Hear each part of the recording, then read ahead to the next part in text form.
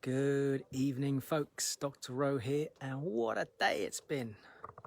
I'm not sure where you are, where you're watching this, but if it's been anywhere in the United Kingdom, I'm sure you've been enjoying this incredible heat, albeit for some people maybe a little bit too much heat. And speaking of heat, I have a question. How is the heat on your credit file? I thought I'd tackle this question on a Facebook Live. Just a quick note, I am not a financial advisor, and this is not financial advice. Please go and seek independent financial advice regards your financial situation, because what I'm about to share with you is based on my own experience and not to be acted upon, but for your information only and for education. I have to say that because obviously I want to talk about credit files, and the subject really is what impacts your credit files. Now, bearing in mind that I've been in the field of property investing for about 20 years now, been teaching people for almost as long, and having traveled all over the world, places like Australia, New Zealand, Singapore, Malaysia, States, Canada, it seems to be a common subject that people raise. What's impacting my credit file? What do I need to do to improve it? I can talk to you about the UK because that's probably the simplest thing to do at this stage. What I would say is, for anyone watching this, one of the first places to go and visit is checkmyfile.com if you've not done this before. Now, checkmyfile.com is a great website, which is not a credit agency, but it is a company that looks at your credit files, and there are 4 primary agencies. I'm not going to go into all the detail of that right now. I teach this, by the way, through our property trainings, but the key thing at this stage is I want to share with you a few things that you may not be aware of that actually affect your credit file. And these are things that you might not be aware of, because most people think it's to do with their spending habits or their lack of payment habits or their poor payment habits, how they've maintained their loans, their credit cards, their mortgages, any payment plans, hire purchase, all of that type of thing that leaves footprints on your credit files. Most people are of the opinion that, well, I've looked after my credit file. I haven't got any late payments, Dr. Rowe. I pay everything with cash and not with credit cards, which, by the way, if you go and do your own research, may not necessarily work in your favor if you're wanting to build a credit history, because remember, it's a credit file, not a bank debit account file. It's a credit file, and that's something to go and have a look at. I mean, a simple clue on this is, whenever you get a credit card, if you use that credit card, you'll notice typically the use of a credit card, after about 3 to 6 months, they increase your limit. Someone that's got a limit of 10, 15, 20,000 pounds, for example, who doesn't use that credit card, that credit limit comes down. So part of your actions as a person with a credit card is that the system tends to look at your spending behavior. And again, go check this out for yourself. And based on your spending behavior, it will lift your limit potentially because you're using the card.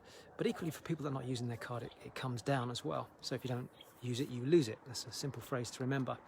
But what I want to share with you is more the non-financial aspects that affect your credit file. And that is, and I'll give you 3 things. The first one is the spelling on your name. So if you're watching this and you're oblivious to this and you never heard anyone talk about this, if you have a spelling, like my surname is Weerasinghe, right? Hence Dr. Rowe, it's a lot easier to remember than Dr. Rohan Weerasinghe. So Weerasinghe can be spelt without an E or with an E. People spell it with, I'm talking about the end, it's Weerasinghe.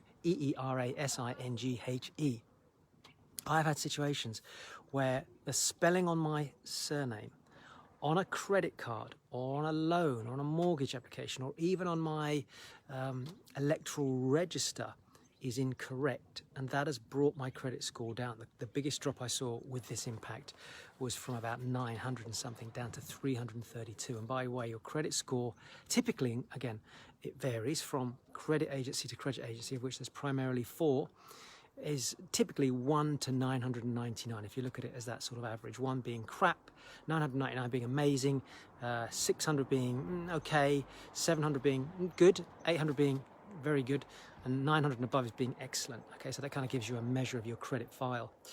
If you have a 900 credit score and then you go fill in an application for a loan, for example, and they happen to get your name on your card, your loan application wrong, and it goes onto your credit file now, because the system is looking for consistency. It's looking for, is this person actually this person? For example, Bill Smith could live in a house with Beryl Smith, or Beryl Smith, or Bethany Smith. Now, Bethany Smith may be the wife, and Bill Smith, I picked the wrong name there, didn't I? Bill Smith might be the husband. Bill may have a great credit file, but Bethany, and this is the second area, by the way, Bethany, his wife, actually has a poor credit history. She's been late on her payments, she's not paid a credit card off, whatever. Because she is linked to him, or because her name is so similar to his, it might be that the B. Smith on his credit file isn't him, but it's actually his wife. And this kind of confusion happens all the time. In the same way, Smith could be S-M-Y-T-H or S-M-I-T-H. That spelling can affect your credit file. Because ultimately, when you go for a loan or an application, they want to know that you are the person that's applying. So if there's a person on your credit file with a slightly misspelt name, that can affect the footprint and question whether you have, a good spending habit, whether this is really you, because they're looking for a clean credit file. Essentially, the right spelling with everything, and that's the spelling on your surname, your middle name, and your surname, your first name as well. And if you're married, and you're a woman, for example, and you happen to have a double barrel surname, but your maiden name was single barrel, in other words, a single name, Smith Jones, for example, versus Jones you were before, then that will affect your credit file as well. So a simple misspelling on your credit file will bring your credit score down by 200 or 300 points. And that will have a dramatic effect on mortgages that you're going if you're a property investor. So if you're a property investor watching this and you haven't looked after your credit file, you're in trouble because you're going to go to the mortgage, and that's going to affect the type of mortgage you can get. You may, for example, get a lower loan to value, or you might get a mortgage with a higher interest rate, or it might be they just say, you know what, we don't want to lend to you.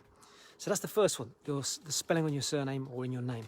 Second one is address detail. So wherever you lived in the past, if you happen to have a street that you lived on in the past, but you've spelt that wrong, Lordship Lane versus Lordship Street. Yeah, but I lived on Lordship Lane, yeah, but it's showing up as Lordship Street on your credit file. You had a loan against Lordship Street, again, your credit score will come down.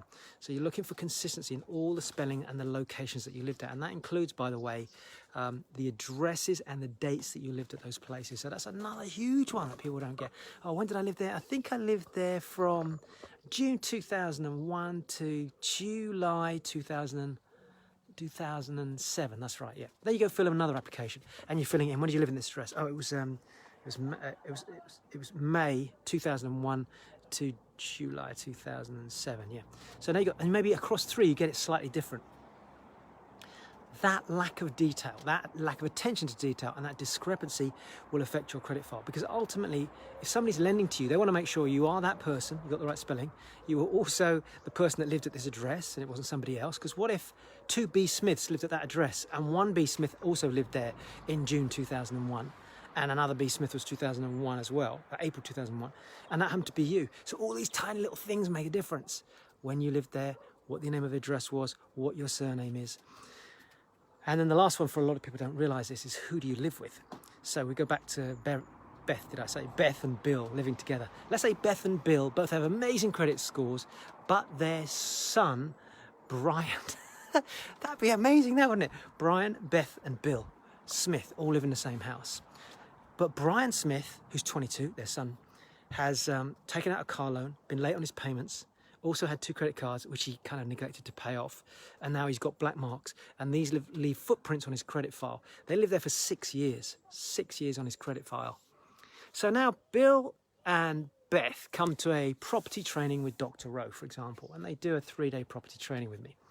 And we do these amazing online trainings. And they want to get into property. And they decide they want to have a coach or whatever and do a bit of education with that as well. So they sign up and do all that stuff. But they then go to get a mortgage out. And in the process of getting a mortgage, the mortgage broker goes, well, you've got some serious problems on your credit file, Bill. And in fact, you have as well, Beth. Got some late payments here. Bill's like, no, I haven't had any late payments. Yes, you have. So Bill then goes back through all his files and he's like, I can't understand it. Well, it's on your Barclay card and it's also on your Tesco's credit card. Well, that's strange. Beth's got, well, maybe it's Beth, because Beth's also got a Tesco's and a Barclay card, or whatever it is. Well, hold a minute. Both of us have got proof that we made our payments on time. Wait a minute. It's Brian. It's our son, Brian. So they check Brian's files, and yeah, sure enough, Brian hasn't made his payments on his credit files in time. So now Beth And Bill's credit file is affected directly by Brian, their son. And it's getting more confusing with all these B's, isn't it? Bloody hell, and there's another B. So what's my point? My point is that if you live with children that are creditable and they can get a credit card, you may need to have a look at their credit file as well, because it will affect your own credit file, your own mortgage applications, and of course, if you're building a business that involves you getting loans out, a lot of people get turned down and walk away because they don't take the time and put the due diligence into working on their credit files. That was it, my 3 tips. Hopefully that was useful, and if you weren't aware of this stuff, start to learn about this, and those of you that are coming forward doing anything with me on property side, you'll learn about that, because it's one of the things I think is really important to get right if you're building a property business. On that note, I'm going to sign out. By the way, I did an amazing podcast today with Harminder Tour, who you know is my buddy, and we both do the podcast together, the Growth Tribes, but we did an interview with one of the most successful network marketers in the world. I've known her for many years, and what an incredible, it was like a masterclass. So if you want to get into the mindset of somebody that makes a huge amount of money, is a mum of 3 kids and extremely humble. I'll do a little bit of a live on this tomorrow to give you some of the clues of stuff she talked about. But look out for the podcast. I think it's coming up to the Growth Tribes. It's www.growthtribes.com/podcasts. And it should be out in the next couple of days. Okay, see you on the next live.